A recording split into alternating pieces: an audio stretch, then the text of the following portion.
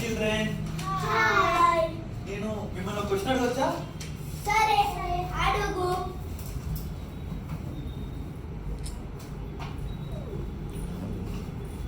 మన ముందు తరం వాళ్ళు అంటే 200, 300, 500 సంవత్సరాల క్రితం బంగారాన్ని భూమి కింద పాతి పెట్టేవాళ్ళంట కదా. అయితే అయితే ఏంటి అప్పుడు బ్యాంకులు లేవు, ఇంట్లో పెడితే నీలాంటోడు దోచుకుంటాడని నేలలో కూడా దాచుకునేవాళ్ళు. ఇప్పుడు నీ డిస్కషన్ ఏంటి? ఎక్కడెక్కడుందో తెలిస్తే మనం వెళ్ళి వెతికి తవ్వి తీసుకొని ఖర్చు పెట్టాలని ఐడియా వచ్చుంటుంది. చాలా వెటకరంగా ఉంది మీకు. నేను వెర్రలా కనిపిస్తున్నాను మీకు? వద్దు వద్దు వద్దు, అపార్థం చేసుకోవద్దు. నువ్వు కేవలం వెర్రి కాదు, వెర్రిల్లరా. ఏయ్, No, no, no, no, no, no, no, no, no. Don't underestimate him. Very muppar. ఇది కరెక్ట్. ఓకే ఓకే, సంగలు పట్టుకోకండి. నేనేదో మీకు అర్థమైపోయినట్టు 2 జోకులు వేసుకొని పళ్ళు గిలించడం తప్ప మీకేమీ చేత కాదు. నన్ను పూర్తిగా చెప్పనివ్వరు. మిమ్మల్ని నేను బాగు చేయలేను. నువ్వు చెప్పదలుచుకునేది ఏంటి అసలు? బంగారాన్ని పాతి పెట్టారు, సో వాట్?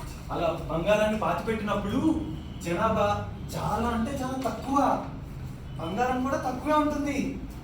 ఆ బంగారాన్ని వెతికి తవ్వి తీసి 1 మినిట్, అప్పటికంటే ఇప్పుడు జనాభా ఎన్ని రెట్లు పెరుగుంటుంది?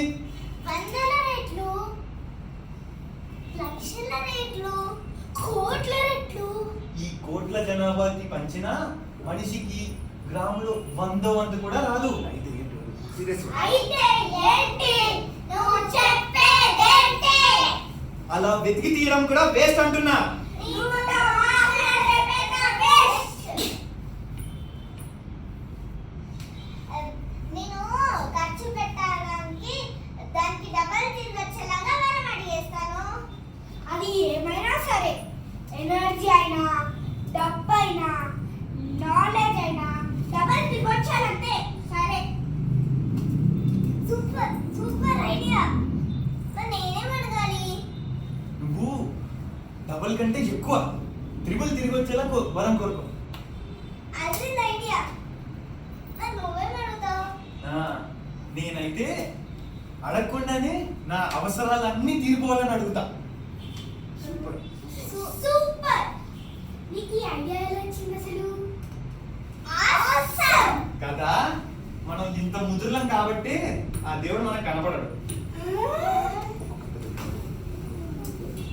ఇది కరెక్ట్.